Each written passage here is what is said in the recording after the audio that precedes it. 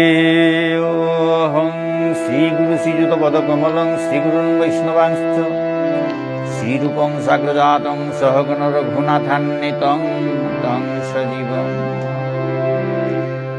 साद्वैतं सावधूतं परिजनसहितं कृष्णचैतन्यदेव श्रीराधाकृष्णपादान् सहगण ललिता श्री विशाखान्वितांश्च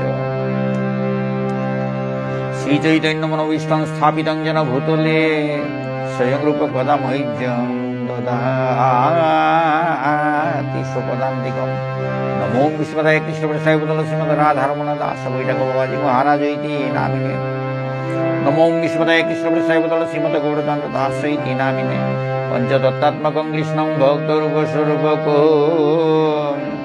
भक्तावतारं भक्तैक्यं नमामि भक्तशक्तिकं वाञ्छाकल्पतरुभ्यश्च कृपासिन्धुभ्येव च पतितानां पावनेभ्यो वैष्णवेभ्यो नमो नमः। जय श्रीकृष्ण चैतन्य प्रभु नित्यानंद श्री अद्वैत गदाधर शिवासादि गौरभक्तवृन्द। जय रूप सनातन भट्ट रघुनाथ श्री गोपाल भट्ट दास रघुनाथ। हा कृष्ण करुणा सिंधु दीनबंधु जगतपते गोपेश गोपिका कांत राधाकांत नमोस्तुते। तप्त कांचन गौरांगी राधे वृंदावनेश्वरी वृषभानुसुतां देवी प्रणमामि हरिप्रिये। जयतां श्रुतोपङ्गुल्पमोन्नमतर्गतिं मत्सर्वसुखतां बुद्धि राधामदनमोहन दिव्यद् वृन्दारण्यकल्पतरुमादा श्रीमद्रत्नाकर सिंहासनस्थो श्री श्री राधा श्रीगोविन्ददेव गोप्रसलगे सेव्यमानं स्मरामि। श्रीमान रासरसं विमुंसि व्रतः श्रीगर्धन शरणं गोपीनाथ श्रीयस्तु वृन्दाय तुलसीदेव्यै प्रियाय केशवैश्च कृष्ण भक्ति प्रदे देवी सत्यवैतये नमो नमः। जय श्री कृष्ण चैतन्य प्रभु नित्यानंद श्री अद्वैत गदाधर शिवासादि गौर भक्त वृंद। जय श्री कृष्ण चैतन्य प्रभु नित्यानंद श्री अद्वैत गदाधर शिवासादि गौर भक्त वृंद। जय श्री कृष्ण चैतन्य प्रभु नित्यानंद श्री अद्वैत गदाधर शिवासादि गौर भक्त वृंद। हरे कृष्ण हरे कृष्ण कृष्ण कृष्ण हरे हरे हरे राम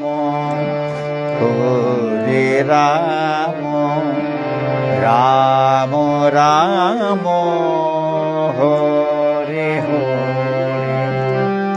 हरे कृष्ण हरे कृष्ण कृष्ण कृष्ण हरे हरे हरे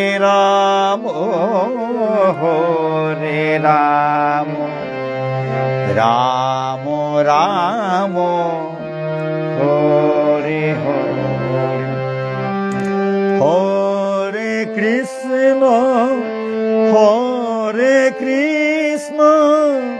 कृष्ण कृष्ण हरे हरे हरे राम राम राम हरे हरे हरे कृष्ण হরে কৃষ্ণ কৃষ্ণ কৃষ্ণ হরে হরে হরে রাম রাম রাম হরে হরে হরে কৃষ্ণ কৃষ্ণ কৃষ্ণ হরে হরে হরে রাম রাম রাম হরে হরে।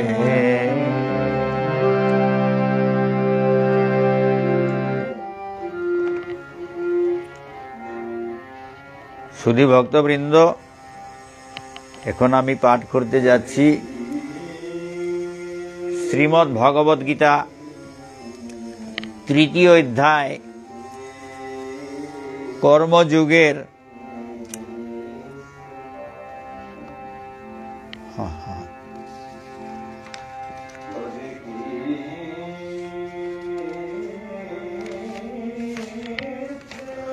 কর্মযোগ গতকল্য শেষ হয়ে গেছে। এখন পাঠ করতে যাচ্ছি চতুর্থ অধ্যায় জ্ঞান যুগ। জ্ঞান যুগের 1 নম্বর শ্লোক।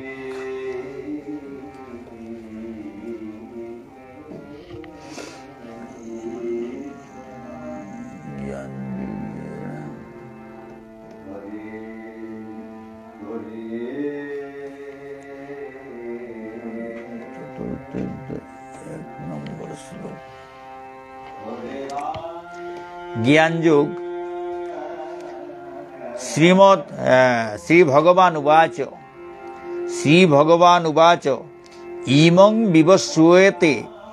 ইমং বিবস্বতে যোগং প্রোক্তবানহমব্যয়ম বিবস্বান মনবে প্রাহ মনুরিক্ষ্বাকবে অব্রবীত। অনুবাদ। আমি যে গ্রন্থগুলো পাঠ করছি সেই গ্রন্থগুলো হচ্ছে ইস্কনের প্রকাশিত, এবং যে অনুবাদ এবং তাৎপর্য লিখেছেন ইস্কনের প্রতিষ্ঠাতা অভয় চরণারবিন্দ ভক্তিবেদান্ত স্বামী প্রভুপাদ। আমার গ্রন্থগুলো খুব ভালো লাগে, তাই আমি ছোটবেলা থেকে পড়ছি, এখনো পড়ছি, অনেক জ্ঞান পাচ্ছি। আমার গুরুদেবের অনুমতি নিয়ে, কারণ ইস্কনের ভজন এবং আমার গুরুদেবের ভজন যুগল ভজন একই, ভজন একরকমই, তাই আমি গুরুদেবের অনুমতি নিয়ে গ্রন্থগুলো পড়ছি। মহাপ্রভুর আনুগত্যে, মহাপ্রভু নরোত্তম পরিবার, আমি মহাপ্রভুর সেই প্রপার চ্যানেলের নরোত্তম পরিবারে আমি দীক্ষিত। মহাপ্রভুর সব মহাপ্রভুর অনুগত। আমার ভালো লাগে, তাই সবাইকে আমি শোনাচ্ছি।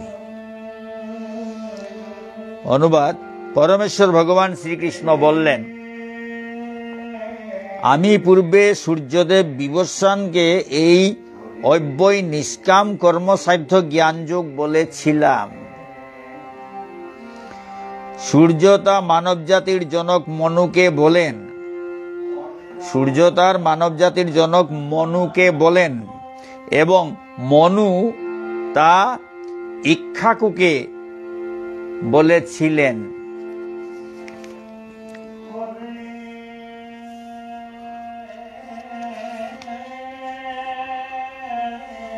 তাৎপর্য। এখানে ভগবান ভগবদ গীতার ইতিহাস বর্ণনা করেছেন। বহু প্রাচীনকালে সূর্যলোক প্রভৃতি বিভিন্ন গ্রহলোকের রাজাদের ভগবান এই জ্ঞান দান করেন। সমস্ত গ্রহলোকের রাজাদের বিশেষ কর্তব্য হচ্ছে প্রজা পালন করা, এবং সেই জন্য তাদের সকলেরই ভগবদ গীতার বিজ্ঞান সম্পর্কে পূর্ণভাবে অবহিত হওয়া প্রয়োজন, যাতে তারা তাদের প্রজাদের পারমার্থিক লক্ষ্যের দিকে পরিচালিত করতে পারেন।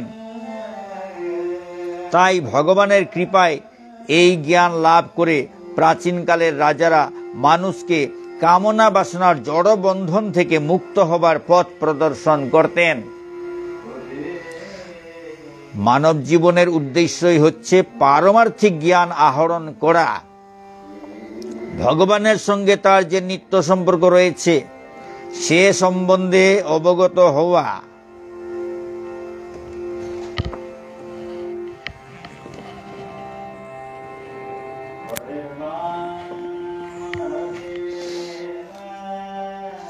এই সকল গ্রহলোকের এবং সকল রাষ্ট্রের শাসকবর্গের কর্তব্য হচ্ছে শিক্ষার মাধ্যমে, সংস্কৃতির মাধ্যমে এবং ভক্তির মাধ্যমে জনগণকে এই জ্ঞান বিতরণ করা। পক্ষান্তরে বলা যায়, সকল রাষ্ট্রের কর্ণধার এবং সমাজের নেতাদের একমাত্র কর্তব্য হচ্ছে শ্রীকৃষ্ণ ভাবনার অমৃত বিজ্ঞান সকলের কাছে বিতরণ করা, যাতে প্রতিটি মানুষ এই মহাবিজ্ঞানের সুফল অর্জন করতে পারে এবং মানবদেহরূপী জীবনধারার সুযোগ সুবিধা কাজে লাগিয়ে সাফল্যের পথ অনুসরণ করতে পারে।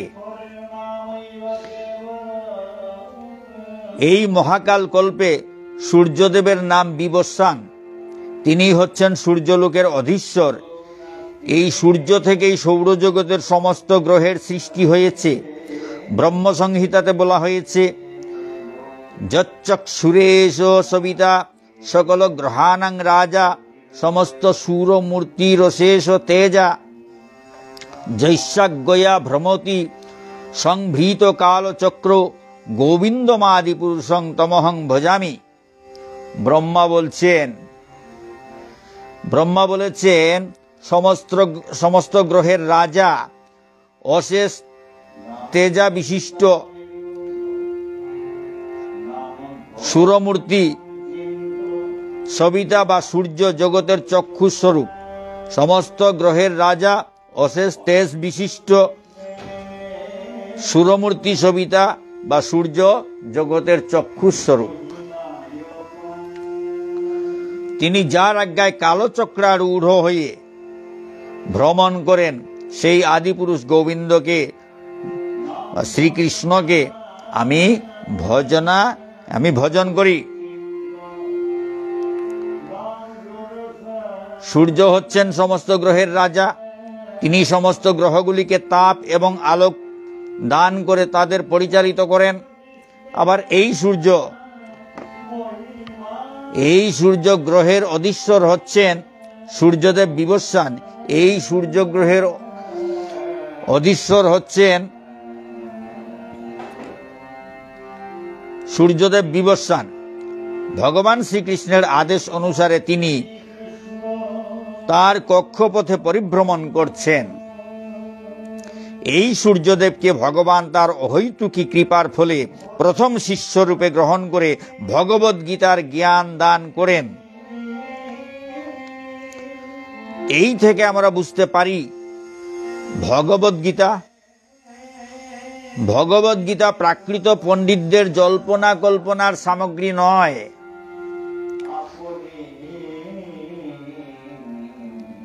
গীতা শরণাতীত কাল থেকে প্রবাহিত হয়ে আসা ভগবানের মুখ নিঃসৃত বাণী।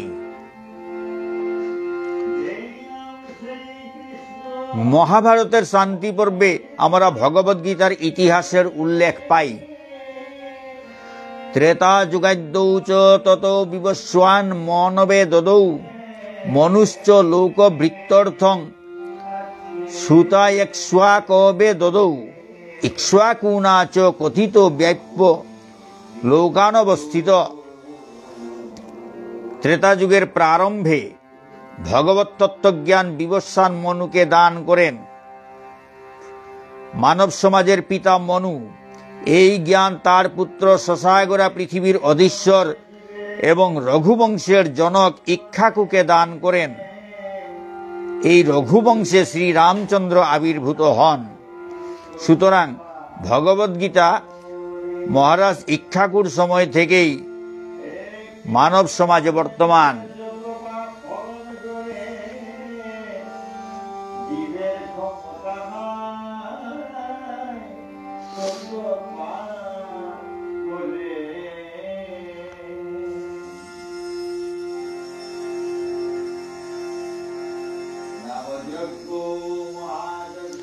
এই পৃথিবীতে এখন কলিযুগের 5000 বছর চলছে। কলিযুগের স্থায়িত্ব 4,32,000 বছর। এর আগে ছিল দাপর যুগ 8 লক্ষ বছর এবং তার আগে ছিল ত্রেতা যুগ 12 লক্ষ বছর। এভাবে প্রায় 20,05,000 বছর আগে মনু তার পুত্র এই পৃথিবীর অধীশ্বর ইক্ষ্বাকুকে এই ভগবদ্গীতার জ্ঞান দান করেন। বর্তমান মনুর আয়ু 30,53 লক্ষ বছর। বর্তমান মনুর আয়ু 30,53 লক্ষ বছর। তার মধ্যে 12,04 লক্ষ বছর অতিবাহিত হয়েছে। বর্তমান মনুর আয়ু 30,53 লক্ষ বছর, তার মধ্যে 12,04 লক্ষ বছর অতিবাহিত হয়েছে। আমরা যদি মনে করি মনুর জন্মের সময় ভগবান শ্রীকৃষ্ণ বিবস্বানকে ভগবদ্গীতার জ্ঞান দান করেছিলেন, তা হলেও গীতা প্রথমে বলা হয় 12,04 লক্ষ বছর আগে এবং মানব সমাজে এই জ্ঞান প্রায় 20 লক্ষ বছর ধরে বর্তমান। 5,000 বছর আগে ভগবান এই জ্ঞান পুনরায় অর্জুনকে দান করেন। গীতার বক্তা স্বয়ং ভগবানের বর্ণনা অনুযায়ী এই হচ্ছে গীতার ইতিহাস। ভগবান সর্বপ্রথম এই জ্ঞান বিবস্বানকে দান করেন, কারণ বিবস্বানও হচ্ছেন ক্ষত্রিয় এবং সূর্য বংশজাত সমস্ত ক্ষত্রিয়ের তিনিই হচ্ছেন আদি পিতা। ভগবানের কাছ থেকে আমরা ভগবদ্গীতা প্রাপ্ত হয়েছি বলে ভগবদ্গীতা বেদেরই মতো পরম তত্ত্ব জ্ঞান সমন্বিত। এই জ্ঞান অপৌরুষেয়। বৈদিক জ্ঞানকে যেমন যথানুরূপভাবে গ্রহণ করতে হয়, মানুষের কল্পনা প্রসূত ব্যাখ্যা সেখানে প্রযোজ্য হয় না। ভগবদ্গীতাও তেমনি জড় বুদ্ধি প্রসূত ব্যাখ্যার কলুষমুক্ত অবস্থায় গ্রহণ করতে হবে। প্রাকৃত তার্কিকেরা ভগবানের দেওয়া ভগবদ্গীতার উপর তাদের পাণ্ডিত্য জাহির করার চেষ্টা করে, কিন্তু তা যথাযথ ভগবদ্গীতা নয়। ভগবদ্গীতার মর্মার্থ উপলব্ধি করতে হয় গুরু পরম্পরার ধারায়, যা এখানে বর্ণনা করা হয়েছে।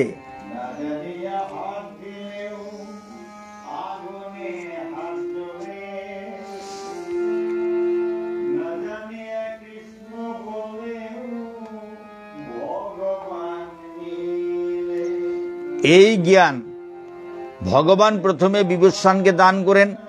বিবস্বান তা দেন মনুকে, মনু ইক্ষ্বাকুকে। এভাবে গুরু থেকে শিষ্যতে পরম্পরাক্রমে এই জ্ঞান প্রবাহিত হয়ে আসছে।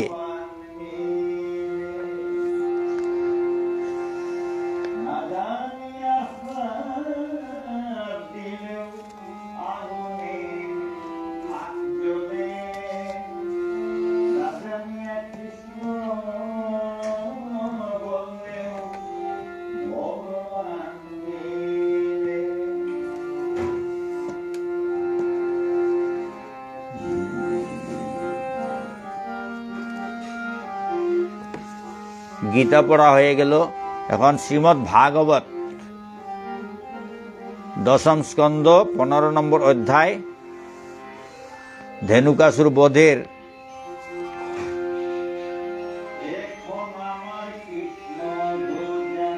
29-30 নম্বর শ্লোক।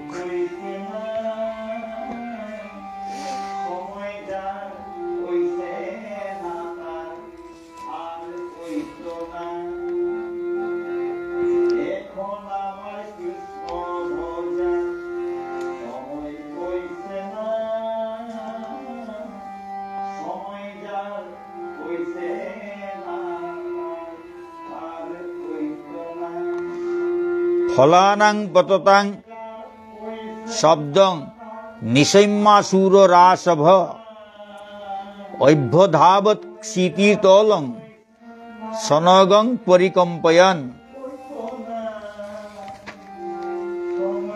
ফল পতনের শব্দ শ্রবণ করে, ফল পতনের শব্দ শ্রবণ করে গতকাল বলরাম সেই তাল গাছকে নাড়িয়ে তাল ফলগুলো ফেলেছিলেন।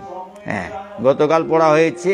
এখন সেই ফল পতনের শব্দ শ্রবণ করে সেই গর্দভরূপী ধেনুকাসুর,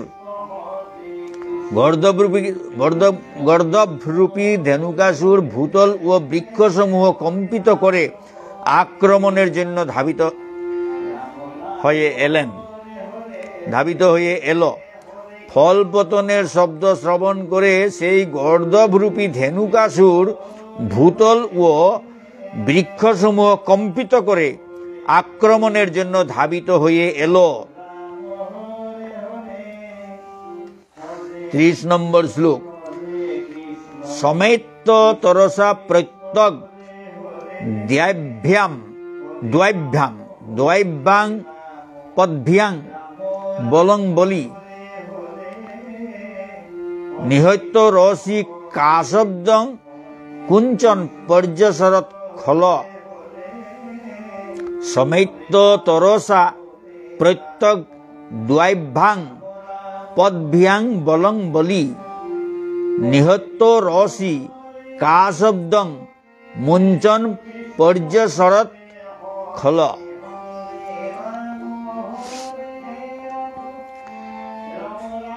সেই বলবান অসুরটি দ্রুত বেগে শ্রী বলদেবের কাছে এসে তার পেছনের পায়ের খুর দিয়ে ভগবানের বুকে আঘাত করল। তারপর ধেনুক উচ্চস্বরে গর্দভের মতো কর্কশ শব্দ করে চতুর্দিকে ধাবিত হচ্ছিল।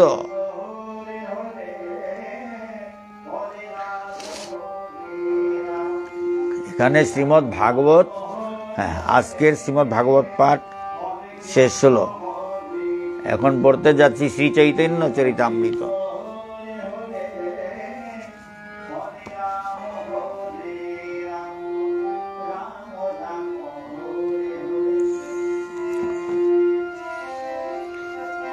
শ্রী চৈতন্য চরিতামৃতের 54 এবং 55 নম্বর পংক্তি।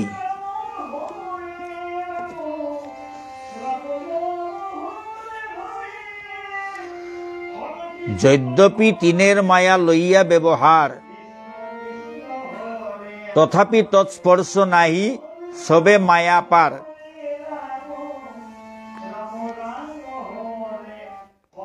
শ্লোকার্থ। যদিও এই তিনজন পুরুষাবতার মায়ার সঙ্গে সম্পর্ক যুক্ত, তবুও মায়া তাদের স্পর্শ করতে পারে না, কেননা তারা সকলেই মায়ার অতীত।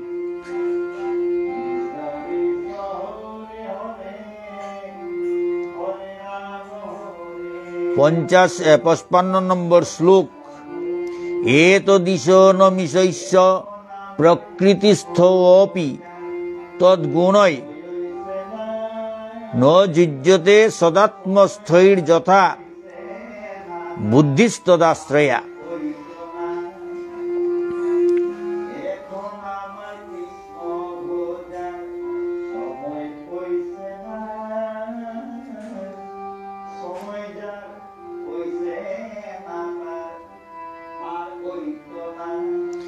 এটি হচ্ছে ভগবানের ঐশ্বর্য। জড় প্রকৃতিতে অবস্থান করলেও তিনি কখনই জড় প্রকৃতির গুণের দ্বারা প্রভাবিত হন না। তেমনি যারা তার শ্রী পাদপদ্মে সর্বতোভাবে আত্মসমর্পণ করে তাদের বুদ্ধিকে তার উপর নিবদ্ধ করেছেন, তারাও কখনো জড় প্রকৃতির গুণের দ্বারা প্রভাবিত হন না।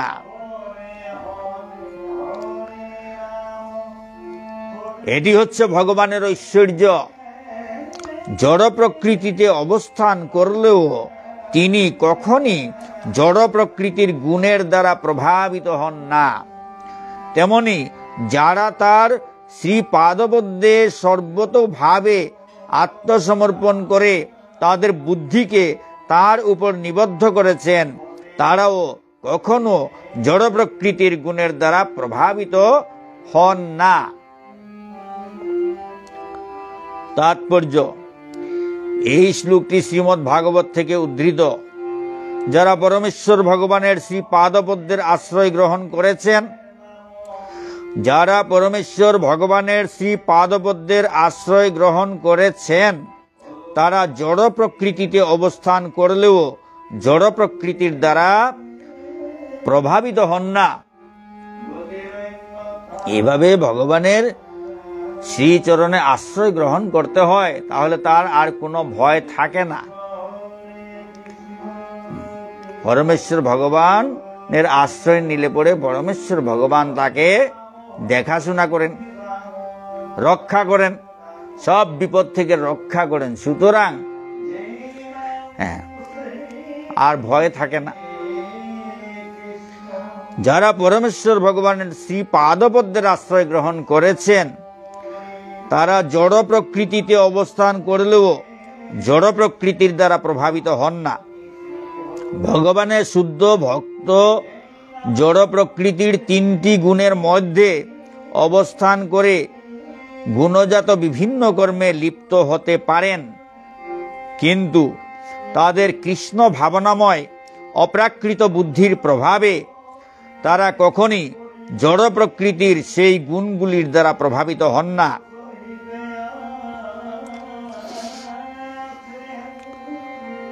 ভগবানের শুদ্ধ ভক্ত জড় প্রকৃতির তিনটি গুণের মধ্যে অবস্থান করে গুণজাত বিভিন্ন কর্মে লিপ্ত হতে পারেন, কিন্তু তাদের কৃষ্ণ ভাবনাময় অপ্রাকৃত বুদ্ধির প্রভাবে তারা কখনই জড় প্রকৃতির সেই গুণগুলির দ্বারা প্রভাবিত হন না।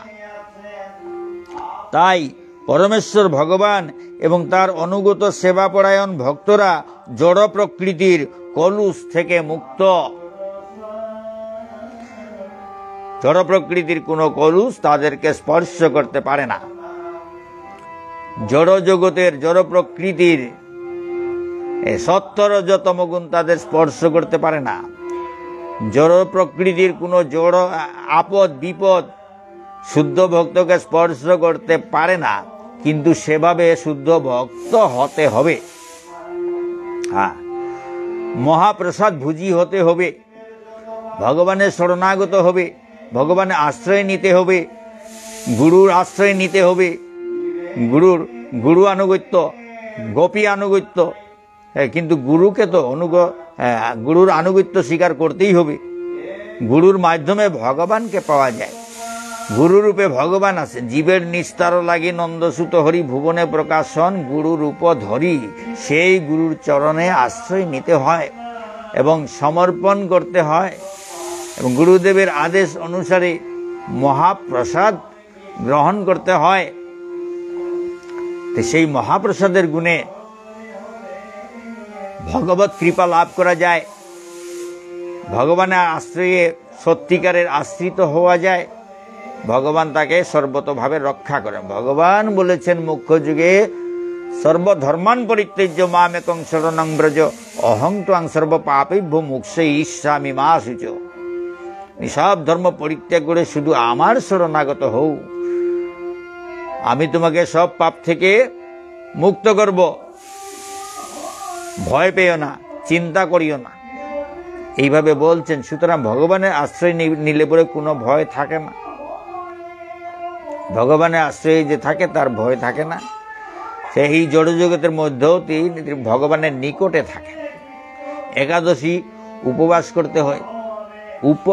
উপবাস মানে নিকটে বাস, ভগবানের নিকটে বাস করা, তাকে বলা হয় উপবাস। একাদশীতে উপবাস করতে হয়, আর তার আর ভয় থাকে না। নিকটে বাস করে, ভগবানের নিকটে বাস করলে আর ভয় থাকে না। একাদশীতে উপবাস করতে হয় যথাসম্ভব। আজকে চৈতন্য চরিতামৃত পাঠ এখানে শেষ হলো। এখন পড়তে যাচ্ছি ভক্তিরসামৃত সিন্ধু গ্রন্থ।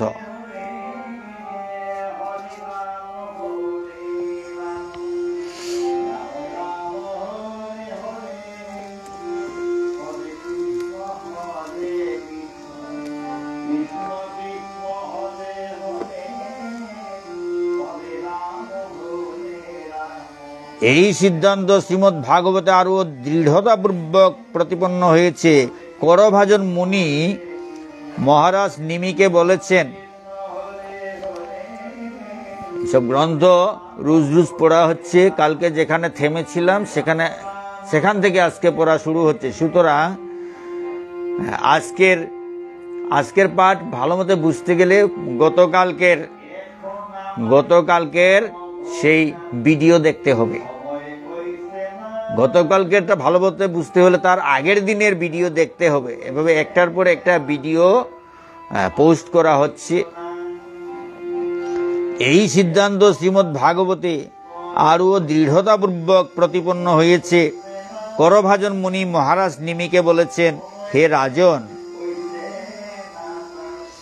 যে মানুষ বর্ণাশ্রম বিহিত সমস্ত ধর্ম ত্যাগ করে কায় মনো বাক্যে একমাত্র শরণ্য মুকুন্দের শরণাগত হন, তিনি দেব, ঋষি ও পিতৃবর্গের কাছে আর ঋণী থাকেন না।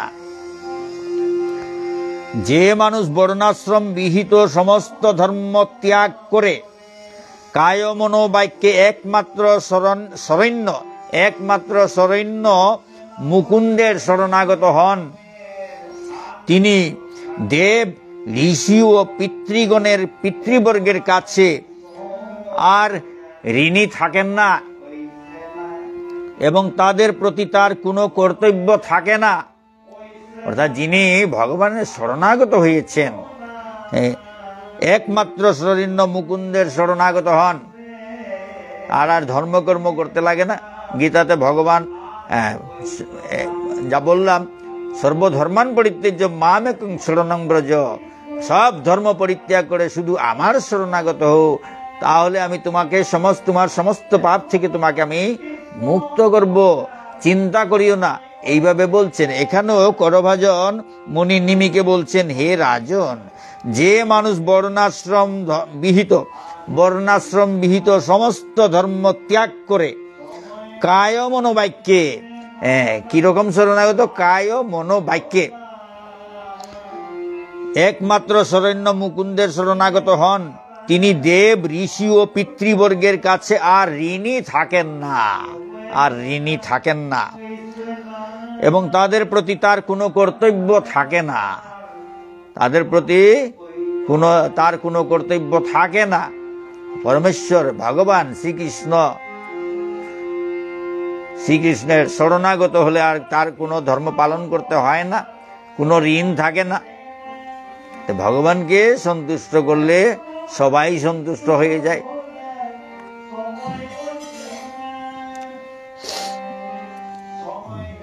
তাদের প্রতি তার কোনো কর্তব্য থাকে না। তার পাপ থেকে মুক্ত হওয়ার জন্য তার আর পঞ্চমহাযজ্ঞ অনুষ্ঠান করতে হয় না। কেবলমাত্র ভগবত ভক্তি অনুশীলন করার ফলে তিনি সব রকম দায় দায়িত্ব থেকে মুক্ত হন। কেবলমাত্র ভগবত ভক্তি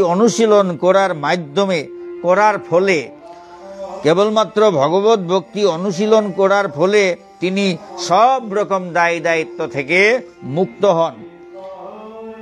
এই শ্লোকের তাৎপর্য হচ্ছে, জন্মের সময় থেকেই মানুষ অনেকের কাছে ঋণী থাকেন। তারা ঋষিদের কাছে ঋণী থাকেন, কেননা তাদের রচিত শাস্ত্র গ্রন্থ থেকে তারা জ্ঞান অর্জন করেন। দৃষ্টান্ত স্বরূপ বলা যায় যে ব্যাসদেব রচিত গ্রন্থ থেকে আমরা জ্ঞান লাভ করছি। ব্যাসদেব আমাদের জন্য সমস্ত বেদ লিপিবদ্ধ করে গেছেন। ব্যাসদেব লিপিবদ্ধ করার আগে বৈদিক জ্ঞান শ্রৌত পন্থায় প্রবাহিত হতো। ব্যাসদেব লিপিবদ্ধ করার আগে বৈদিক জ্ঞান শ্রৌত পন্থায় প্রবাহিত হতো, অর্থাৎ শ্রী গুরুদেবের শ্রী মুখ থেকে বৈদিক জ্ঞান শ্রবণ করে শিষ্য সেই জ্ঞান লাভ করতেন। গ্রন্থপাঠ করার প্রচলন তখন ছিল না। পরবর্তীকালে ব্যাসদেব বিবেচনা করলেন যে কলিযুগের মানুষ যেহেতু অত্যন্ত অল্প মেধাসম্পন্ন হবে এবং কোনো কিছুই মনে রাখতে পারবে না, তাই তিনি এই যুগের মানুষকে কৃপা করে পুরাণ, বেদান্ত, মহাভারত এবং শ্রীমদ্ ভাগবত শাস্ত্র গ্রন্থাগারে লিপিবদ্ধ করে গেছেন। এখানে আজকের পাঠ শেষ হলো। কত ভুল ত্রুটি তো থাকবেই, নিজ গুণে ক্ষমা করে শুদ্ধ করে গ্রহণ করবেন।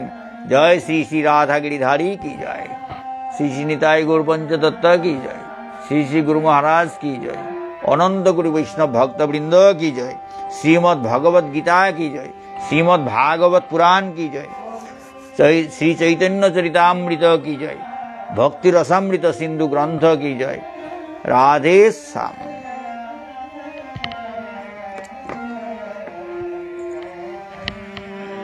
জয় রাধে।